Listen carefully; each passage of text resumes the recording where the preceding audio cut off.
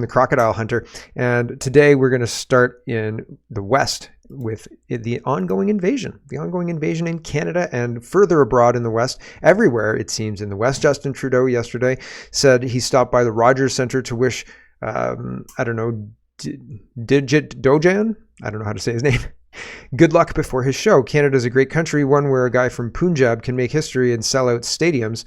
Diversity isn't just our strength, it's a superpower. Weird, right? Weird. Now, my mom is British, and she's got a British accent, and she says things like bloody hell, and which I think is, I always thought it was funny because like that's kind of a swear in England. And when when Indian people learn English, oftentimes they're learning from a Brit. They're learning from somebody who has colloquialisms that I grew up with, right? And so it makes me laugh always because like I don't associate anybody but my mom saying things like that. And so when a whole bunch of people are using that terminology, it just makes me laugh in a way that probably other people who didn't grow up the way I did would find it funny. So this clip, I actually thought there was another clip of Indians fighting, and it was a whole bunch. The clip was titled "Bloody Bloody Hell Hell," and I was like, "What?" And so, of course, I clicked into it, and it sounded exactly like this, to the degree where I'm not sure that this isn't just an audio overlay on this clip. However, this is a clip from Niagara Falls, Ontario. And Anti-Taxer says, your point of view when you just want 20 liters and a chocolate milk, right? So here's what's going on in Ontario. And this is like, it's weird because it's weird. You fucking bloody bastard, bitch, you bloody fucking mother, bloody fuck bitch, bloody fuck you fucking bloody bastard, bench road bloody, you bloody. Bloody no! What is happening? Right? I went to college in Welland, not too far away from Niagara Falls. We used to go hang out in Niagara Falls, and like the nice area of Niagara Falls is nice, but if you're not in the nice area of Niagara Falls, you know it because it's not nice. Like right away, you're walking down the street and it's kind of nice, and then boom, all of a sudden it's not nice.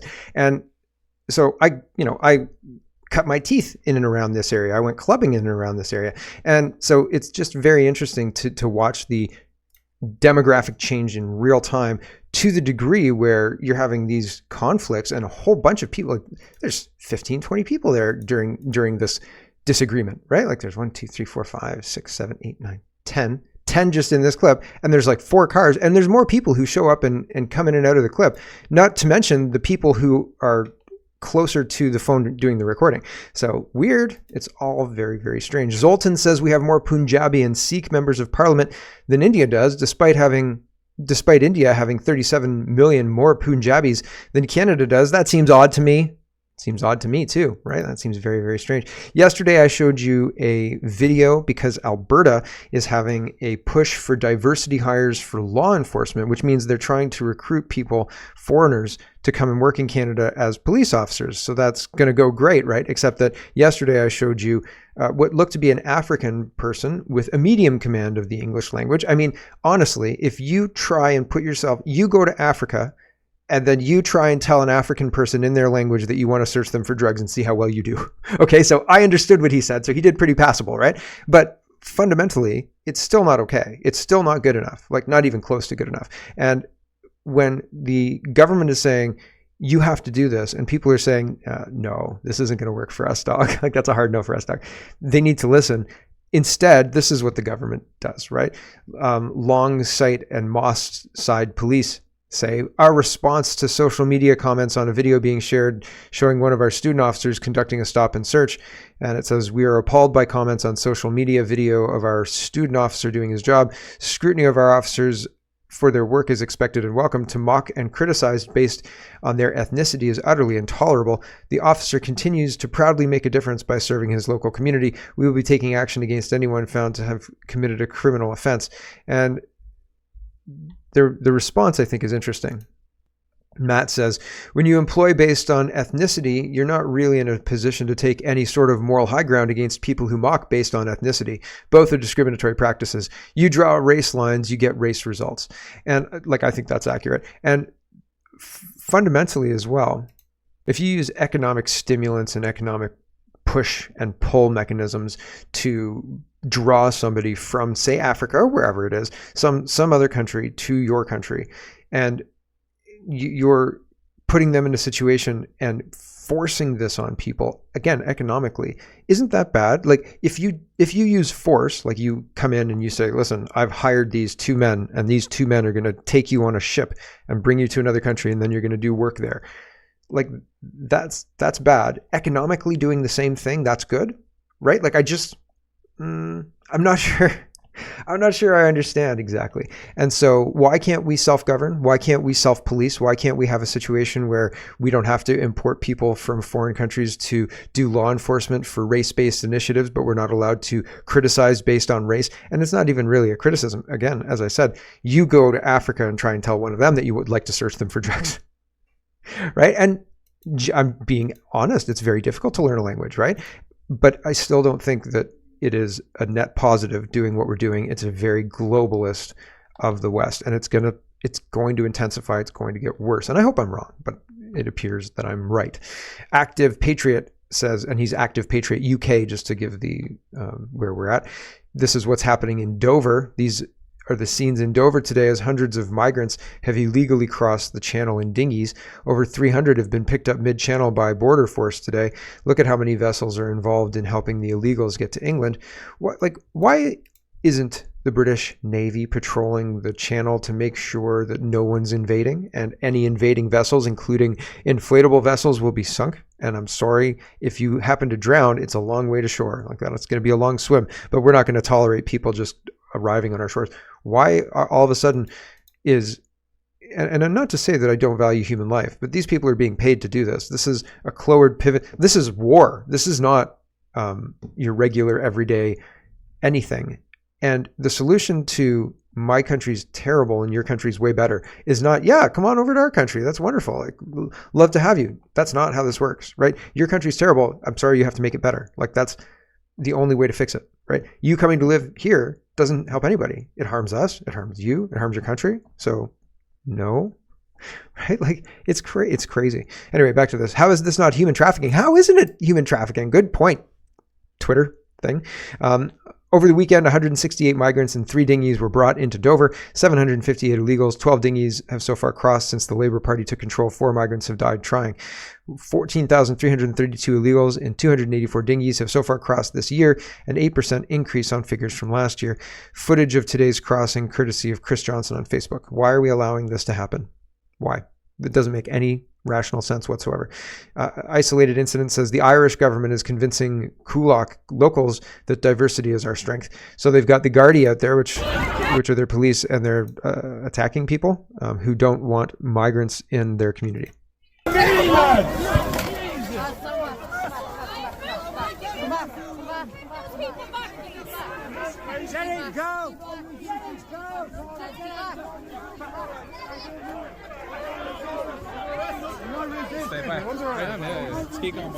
Stand back.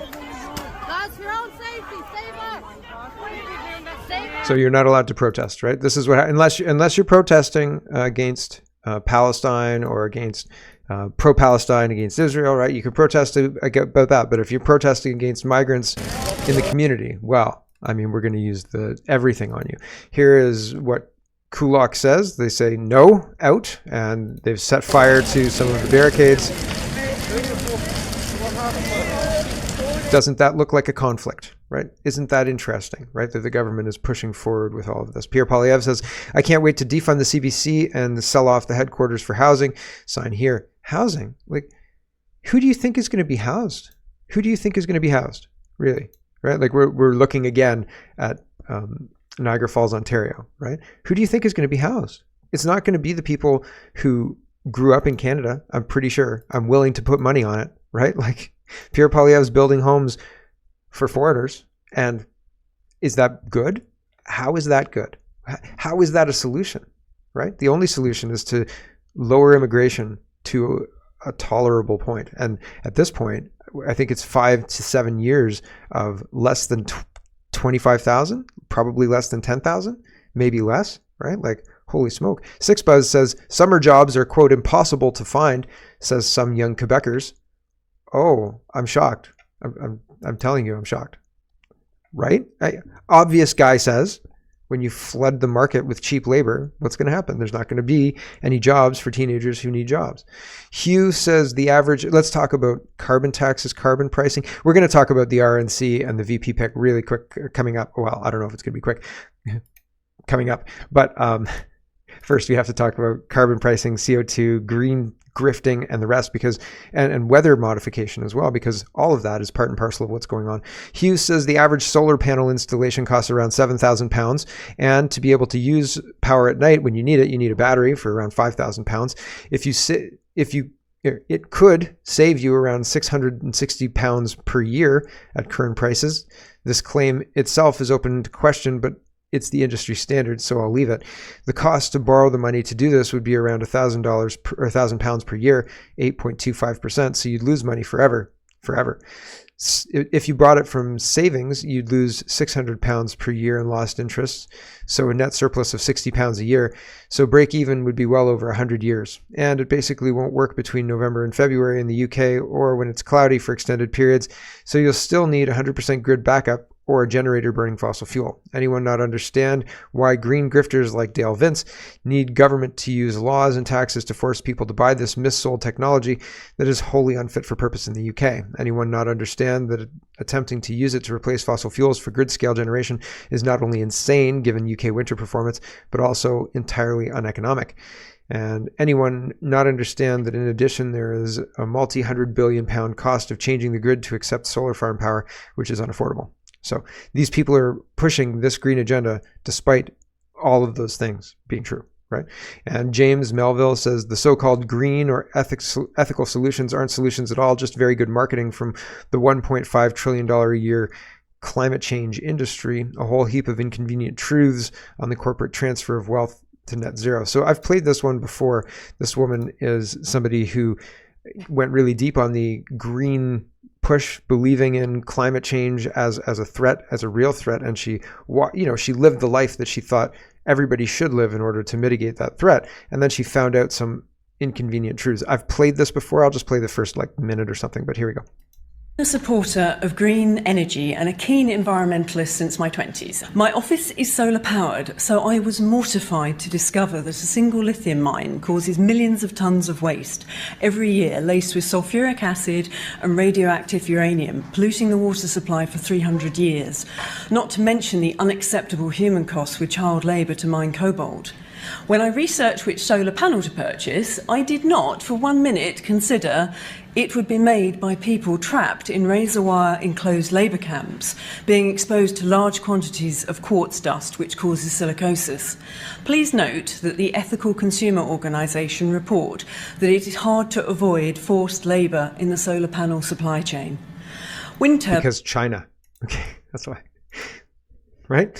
Here's Lewis Blackpool. He says, here's what I found after I submitted a Freedom of Information request about geoengineering in the UK. Main takeaways: £152,000 from the Met Office Hadley Centre Climate Programme funded by various UK government departments. The Met Office receives $200,000 from an NGO called Silver Lining, which has links to Congress, the United Nations, the World Economic Forum, and more. The UKRI revealed that there have been over 327 projects with an additional 7 results for stratospheric aerosol injection funded in British universities. There was only one public dialogue on geoengineering, but it was in 2011. When given 25 scientific publications on geoengineering, the majority of the studies outlined the dangers of the practice, including health risks, implementation uncertainties, and unforeseen ecological impacts. The investigation's ongoing. They're doing this anyway. They're doing it, and they're using... let me back up. They spray the skies. They inject certain things, barium, aluminum, silver particles, and those things attract water, and then they can manipulate that water and change weather. And that's just a very 30,000 foot kind of overview. The goal of that is to change weather in such a way, like right now in the UK, the rain has been so constant, the fields are wet, the farmers can't farm properly. They're trying to bring about a famine using this weather weapon. Does that make sense? And so and then they're not going to say it was a weather weapon we used. They're going to say it's climate change that's done this, and climate change threatens our food security, and so we have to be on war footing against climate change. When really, if we just stopped spraying in the skies, things would be much better. Here is a military, this person is a veteran, military veteran, and she says, yeah, I was one of the people instrumental in approving the stratospheric spraying. Here we go. Military veteran, right? Yes, I was in the U.S. Air Force for 9 years. Wow. And you came out and blew the whistle on geoengineering, things that you witnessed were going on. Can you give us the real nutshell? Absolutely. Basically, I had heard of what many people know as the term chemtrails. And I worked in a job called bioenvironmental engineering, and I thought that was insane. And why would we do something like that? Modify the weather by using hazardous materials in our atmosphere? So, and actually the process of trying to debunk it or disprove it, I realized it was actually coming right out of my office, as I was one of the people that was approving the chemicals. And it really shook the core of my oath. And I did a lot of sampling, a lot of investigation, and I blew the whistle and I got out. And I've now used my credentials, my oath, and my powers for good to help people understand it's very real. It's now openly admitted. There are multiple forms of weather modification. I specifically found the one of... Military veteran, right? Yeah. And I mean, sorry that I don't have more, but yes, there are many more videos talking about all of this. Here's Camus. He's sharing BlackRock's CEO, Larry Fink, and they're talking about these impacts of climate change, from flooding, from fires, all this stuff. And so we have to move into communism faster, right? We have to do this faster. That's the justification for all of this. Here we go. Real impact from what climate risk is doing, from flooding, from fires. So we're seeing a big impact. And so the faster that we can find ways to mitigating the rising temperatures, I would say the more just society could be. What? The faster we can mitigate rising temperatures, the more just a society can be. Communist bullshit, right? Communist bullshit. I'll play a little bit more. And so to me, it's we don't have much time, and this is why when I learned about catalysts and I learned about what builds carrot and stick, right? We could be a much more just society. Carrot. Oh, I like being a just society. Stick. We don't have much time. We got to do it fast, right? It's communist. Communist bullshit. These people are all doing the same thing. CTV News says days are getting longer. Days are getting longer? Because of climate change? What? Climate change is changing space now? Oh my gosh, we have a bigger impact than we thought. Ball poop. Here is, what's his name? Stephen Gobo, and he's saying the same thing. The reason we have to pay taxes is obviously because of these storms, he says. This because we're seeing everywhere, between forest fires, floodings, heat waves, more and more the impacts of climate change. And faced with that, we have two options. We can bury our head in the sand, like would do Pierre Poilievre, and not do anything about it and pretend that climate change isn't there, or you can take action. And that's exactly what... Well, climate change isn't there. So we don't need to take action. And the action they're taking, they're not actually doing anything. They're just stealing our money. Right? We could take action by taking your money. Right? How does this help climate change? Don't ask questions, you denier. Justin Trudeau says, unless you pollute an awful lot, you're getting more money back through the Canada carbon rebate than you pay into it. Conservative politicians would scrap the price on pollution and your rebate. Okay, so them taking our money for carbon taxes, which don't actually do anything, for them to redistribute, they don't want to talk about that too much. So they're talking about scrapping the price on pollution and the rebate. Fundamentally, if you have your money, you can do with it what you want, like pay your electricity bills, right? And it's a lie for these people to be manipulating what it is they're doing for votes. But I mean, that's politics, I suppose. Christie Freeland's doing the same thing. The Canada carbon rebate is back in bank accounts today. Most Canadians get more money back than they pay for the price on pollution. This is real support for Canadians and a pillar of our climate plan to ensure a safe and secure future for our children. She can't say that. Hold on, we got to cancel her, right? Does anybody call Faith Goldie? The food professor says, you're receiving your carbon tax rebate today. Before celebrating, consider this. Canada's independent parliamentary budget office, a neutral agent of parliament, showed the average family will pay hundreds of dollars more in carbon taxes than they receive in rebates. So Justin Trudeau will look at you square in the eye, understand that the PBO has debunked what they're about to say it anyway, and lie to you to your face through Twitter, right? And they don't care. right? Honey badger don't care. They don't care one bit, right? And it's obvious, plain to see. And if you say, Miss Freeland or Justin Trudeau, you're not telling the truth, they will sniff the microphone and then proceed to give you some kind of political patter that has nothing to do with the question you just asked. So nobody's interested in telling the truth. Nobody's interested in actually solving these problems. They just want you to pay money to their tax machine and not question anything. And they want to have the ability to shut you down by calling you names. And right now they've got that. And so they're quite happy. The post-millennial, let's talk about the RNC. This is a disaster. The RNC is an absolute disaster. 2 days ago, I was saying, I want to see Trump counterpunch. If this is the counterpunch, I want to see Vivek Ramaswamy take the leadership of the GOP. What a ridiculous, honestly, jeepers creepers. So Vance, I don't agree with. We'll talk about him in a minute. But the RNC is just an absolute mess. First, Post-Millennials reporting, President Trump makes his first appearance since the assassination attempt. So the crowd is happy. Everybody's happy, right? He's walking in, and I think he can basically do what he wants. And instead of doing a really good Republican National Convention, it's like terrible. But here's the beginning, right? This is excitement, right? In these United States and abroad. Ladies and gentlemen, please welcome the next president of the United States, Donald J. Trump.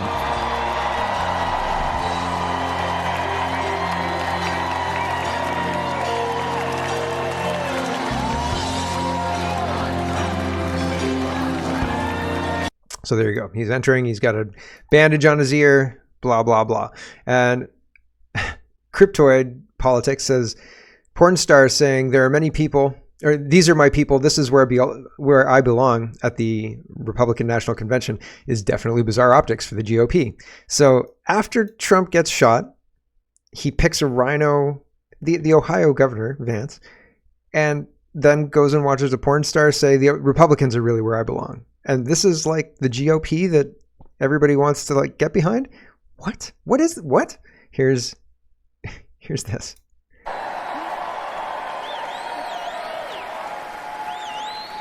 I realize Donald Trump and his supporters don't care if you're black, white, gay, or straight. It's all love.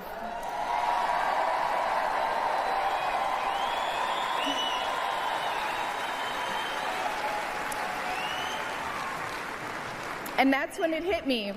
These are my people. This is where I belong. Model and TV personality, eh? What's that show I saw her on? Matt Walsh says, Trump has just reached mythic status by defying death and surviving an assassination attempt, and the GOP decides that the best next move is to have him sit and listen to a porn star talk about diversity. Brilliant move. Thanks, guys. I'm very confused about this whole thing. Now, Chanel Fall, there are people who like this. I am not one of them. This feels like a complete betrayal of the base by the GOP. Okay, I do not think that this is good. I think this is completely bad. I think it signals the wrong direction. I think that what they're doing is bad, is terrible, is awful. Chanel likes it. She says, if someone is woke and set on the destruction of America, this might just be the speech that wakes them up. Sorry to break it to you, but the leftist radicals aren't going to be interested in what the pro-life, extremely religious types have to say. They might just listen to Amber, though. Hearing her story could help them see that the demonization of Trump has been completely out of hand, and the media is packed with bias and lies, that free speech is essential, blah, blah, blah. That's a win. It's not. It's a subversion. Learn to make room for those who don't align 100% with your views on everything, and be happy that they've come around to whatever degree they have.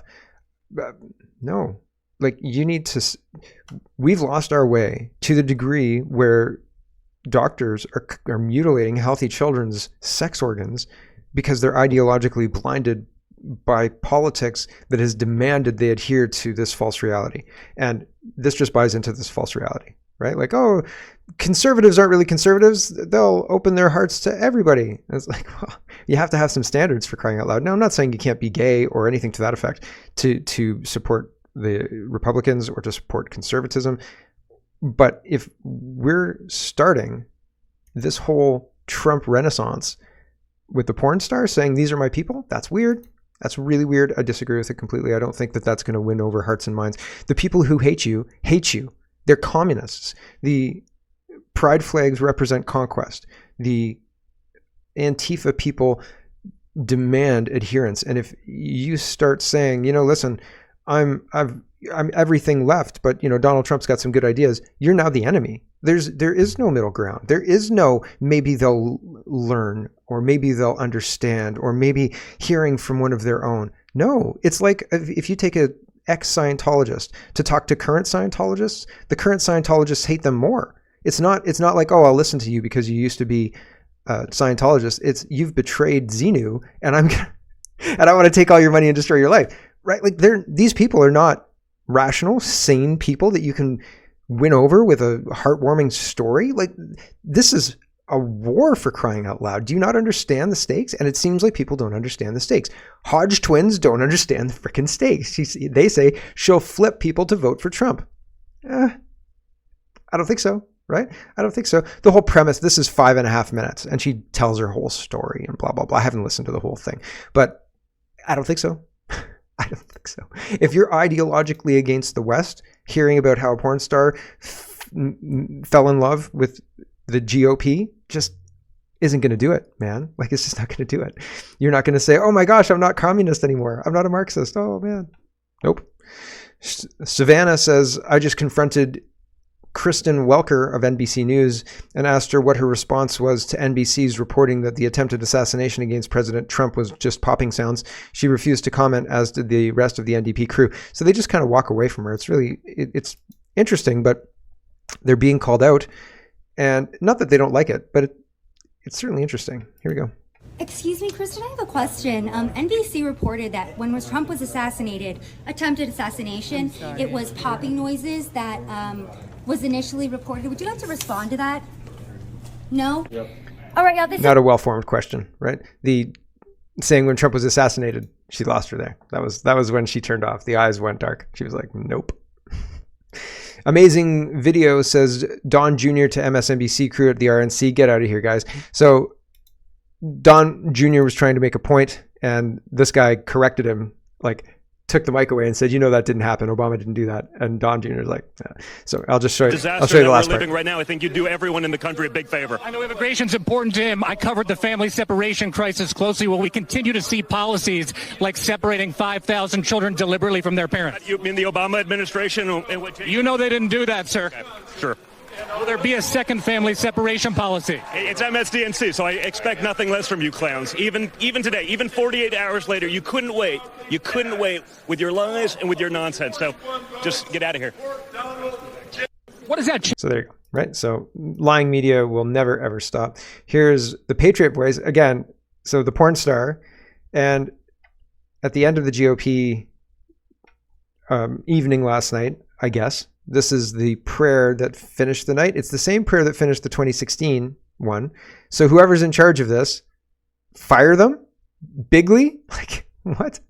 The Patriot Voice says, I shared a video from 2016 Cleveland RNC that was being widely shared. I didn't even realize that this pagan prayer happened then also. Here's the updated one from closing the first night of the 2024 RNC. So again, abandoning the base on purpose, poking the base in the eye. Like, can you imagine somebody from the Midwest, aligning with this or identifying with this? I don't think so. I think it would be insulting, right? Here we go. Dear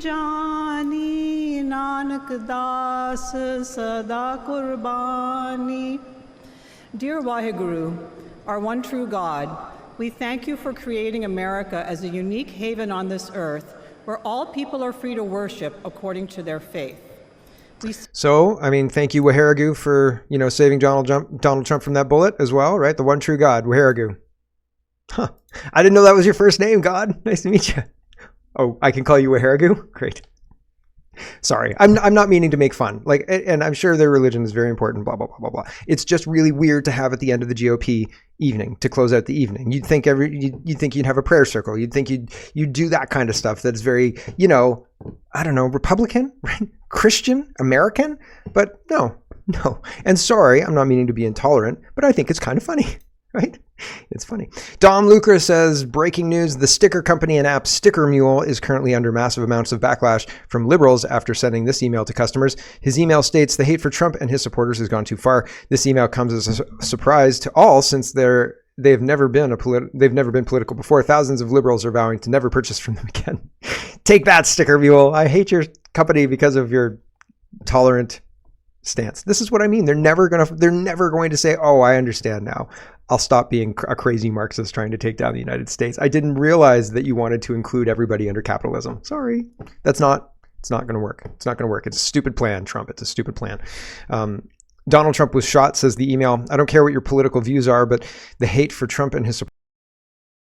Hello, everyone. Thanks very much for watching. This is just a short version of a longer show. If you'd like to get the whole show, you can go over to CanadaPoly.com and sign up for a subscription. Just look in the drop-down tab for Shop and Donate and look for subscriptions, and you'll get immediate access to the full show. Love to see you. Thanks for watching, everybody. Have a wonderful, wonderful